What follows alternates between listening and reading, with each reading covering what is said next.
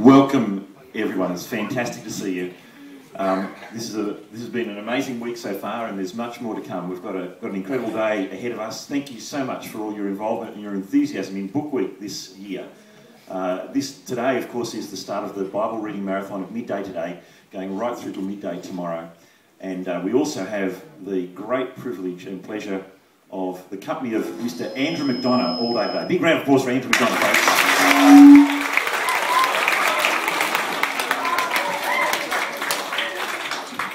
Oh, hello Nepean crew. Thank you for letting me come along to your school today. Now, have any of you seen this? Yeah. Oh, that's good to hear. Because I'm the author and illustrator of this book, so I've written all these words here, quite a lot of words actually, and drawn the pictures as well. So I just love writing and love drawing. So do you guys like drawing and writing as well? Yeah. Oh, good to hear. Can I tell you how I started drawing and writing? It started when I was at school, and I used to just love drawing and writing, so I'd just do it all the time. Now, I went to a pretty tough school. Is Nepean a tough school? You got tough teachers? Yeah.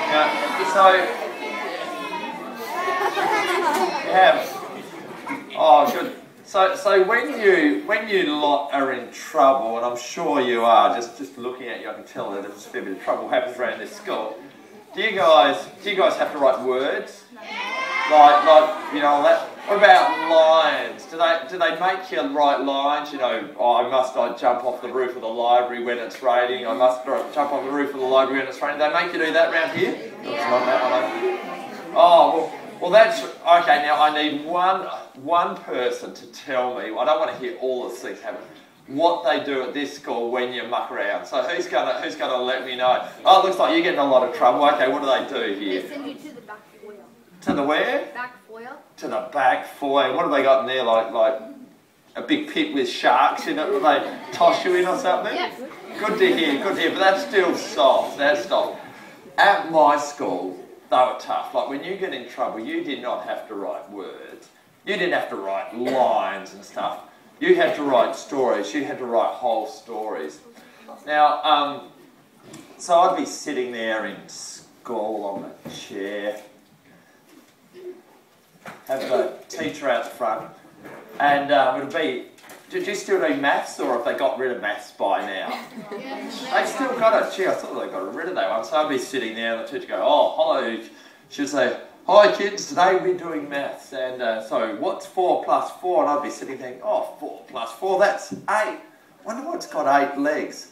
And I'd start drawing on my book, and I'd draw, and I'd think, oh, I know it's got 8 legs, and I'd draw, and I'd draw, and I'd draw.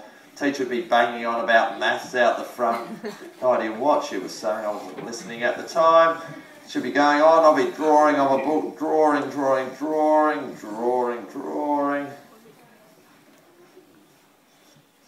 And I'll draw something like this.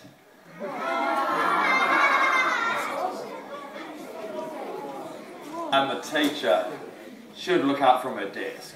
She'd see that I'm drawing on my book, and she'd pick her desk up, usually one hand, and just throw it straight into the wall and hit the wall, go smash, and all these bits of splinters would slide down the wall. She'd stand up, knuckles dragging on the ground like most teachers do, and she'd come down over my desk like this.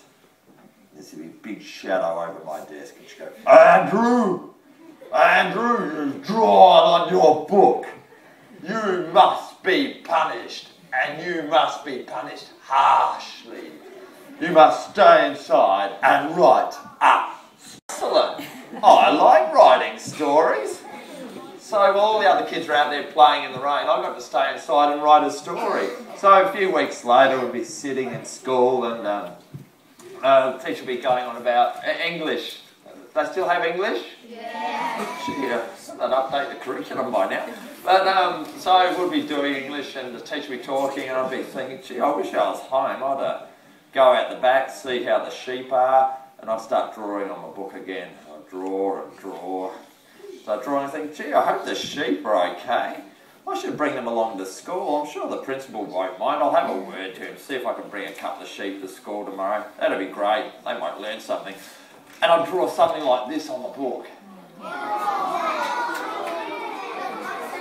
And the teacher should look up from, her desk's not there anymore, so she'd look up. She'd step down. She'd come over to my chair, big dark shadow across my desk, green saliva out the side of her cheek. Andrew, you've done it again. You have drawn on your book. You must be punished. You must stay inside and write a story. And I think, fantastic. Oh, I like writing stories. I'd stay inside and write a story. So all through school I spent my time drawing on my books, getting in trouble, writing stories, drawing, getting in trouble, writing stories, drawing, getting in trouble, writing stories, until when I left school. A bit later on I kept drawing and writing, and I did books like this. So that's how I started off with books. Can I test out a story on you guys? Yeah! Okay, that's where we put the chair. I'll put the chair about here, will we? Or, yeah, we'll put the book there, book over there. Need this? Get this stuff out of the way. Oh, put that there. Oh, that book fell over. Oh, I'll do there. Good. Oh, I got one of these. I reckon we're ready to go. Okay, you know how to do hands up, hands down, do you? Okay, good. Okay, hands up. Do we have dog people? Who has a dog here? Oh, hello, guys up there. I can see you guys. Oh, hands up. Okay, down. Hands down, dog people. What about cats? Any cat people?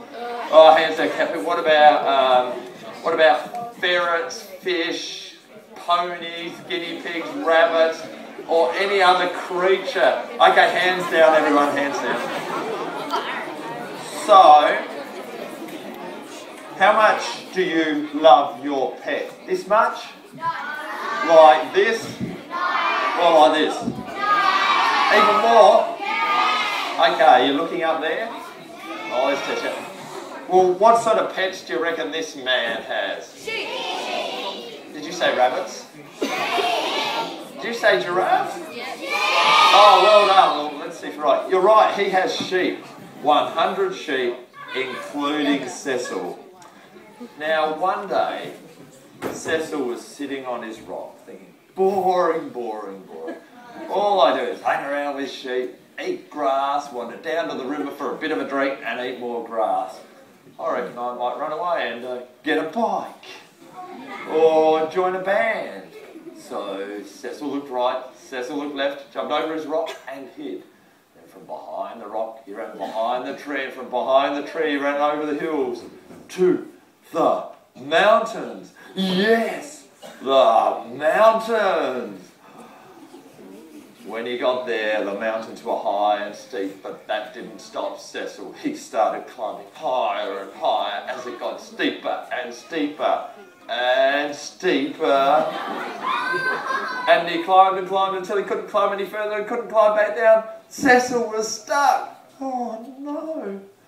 So he sat down on the edge of the ledge and he started thinking, oh, I could shout for help, but what's going to happen when the shepherd finds me? He might whack me with his big stick, crack.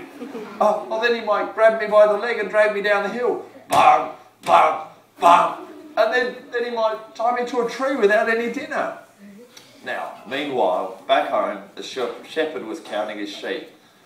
1 Terry, 2 Kevin, 3 Margaret, 97 Meredith, 98 the other Meredith, 99 Amir, 96, 97, 98, 99.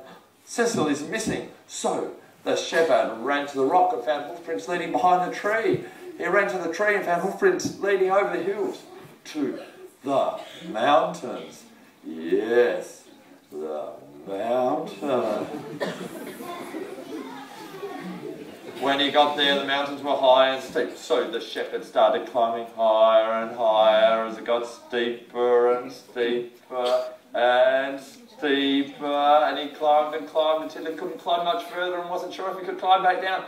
Then he heard a noise. He heard, I can't help me out, this is a bit of team effort here. He heard Cecil was saying, yay! So, what did the shepherd do? Did he whack Cecil with a big stick? Whack! Or did he grab Cecil by the leg and drag him downhill? No, instead he was so happy that he'd found this lost sheep that he put Cecil on his shoulders and carried him all the way back home. And when he got home, did he tell him to retrieve that any dinner? No, he didn't. He threw a huge party and everyone stayed up way past their bedtime to like 8:15 or something like that, because Cecil, the lost sheep, had been found. Now guys, how much do you reckon the shepherd loved Cecil? This much? Like this? Or like this? Oh, yeah. Now guys, I actually borrowed that story from Jesus. Jesus told this story about the shepherd and the lost sheep. And one of the things he was saying is, God's the shepherd and we're his sheep. Now, if God's the shepherd and you're his sheep, how much does God love you? This much? Like this? Or like this? Even more? Even more? Okay, here's your homework. You're not getting out of this without homework. You didn't think you were going to, did you? Here's your homework. When you get home, give your dog or your cat or your ferret or your pony or your fish or your bird a big hug, okay? Big hug. Like that. And if your fishes, with your fish, keep them in the bowl, okay? Keep the fish in the bowl. And when you think about how much you love your pet, you remember how much the shepherd loves Cecil, and remember how much God loves you guys as well.